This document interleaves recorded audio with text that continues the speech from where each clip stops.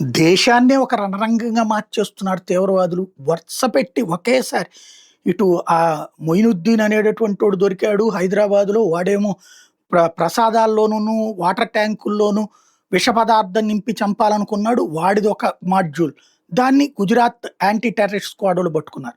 రెండో వైపున చూస్తే హర్యానా పోలీసులునును ఏటీఎస్‌ఓళ్ళును, కాశ్మీర్ పోలీసులు కలిసి పట్టుకున్నటువంటి రాకెట్ ఏమో దేశం మొత్తం బాంబులు, పేలుళ్లు సృష్టించాలన్నటువంటి కుట్ర పన్నుతూ 3000 కిలోల పేలుడు పదార్థాలు తయారు చేసినటువంటి డాక్టర్స్ మాడ్యూల్, జైషే మహమ్మద్ అనుబంధ మహిళా విభాగానికి సంబంధించినటువంటి అమ్మాయి నాయకత్వంలో డాక్టర్ ఉమర్ అనేవాడికి అప్పజెప్తే వాడు చస్తూ ఢిల్లీలో పేల్చినటువంటి పేలుడు ఇప్పుడు ఆ ఉదంతంలో ఓవరాల్‌గా 5 కార్లు వాడాలనుకున్నారని, 5 చోట్ల పేలుడు సృష్టించాలనుకున్నారని, దానికి గాను ఏదైతే అమ్మోనియం నైట్రేట్ అంటే మన ఎరువు కరెక్ట్‌గా చెప్పాలంటే, ఆ ఎరువులకి సంబంధించినటువంటి అమ్మోనియం నైట్రేట్ కనుక ఏదైనా ఆయిల్‌ని యాడ్ చేస్తే పేలుడు సంభవిస్తుంది. కాబట్టి అది మడ్డి ఆయిలా లేకపోతే పెట్రోల్, డీజిలా ఇట్లాంటిది ఏదన్నా కలిపితే గనక అదొస్తుంది. లేదా ఒత్తిడి పెరిగితే కూడా పేలుతుంది కాబట్టి దాన్ని ఐఈడీల కిందకి పెట్టాలి అన్నటువంటిది దేశవ్యాప్తంగా మొత్తం 8 మంది కలిసి 4 కార్లలో 4 చోట్లన ఒకేసారి పేలుళ్లు సంభవించాలని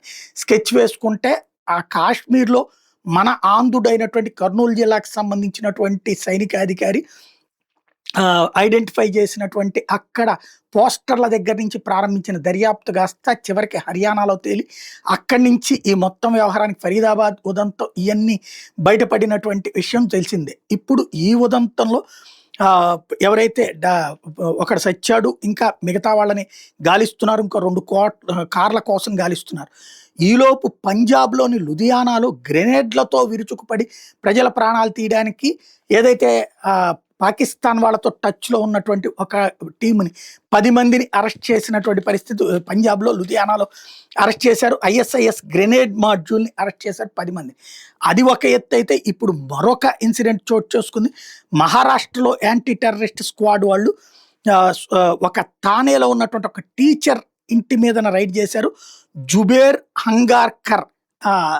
హంగార్కర్ అతని పేరు. అల్ ఖైదా అండ్ ఏక్యూఐఎస్ సంబంధించినటువంటి వ్యక్తి ఇతను అని తేలింది. అతని దగ్గర ఉన్నటువంటి ఫోన్‌లో ఏదైతే పీడీఎఫ్‌ని అతను డిలీట్ చేసినటువంటి పీడీఎఫ్‌లో ఏక్యూఐఎస్ ఆపరేషన్స్ గురించి ఉన్నాయి.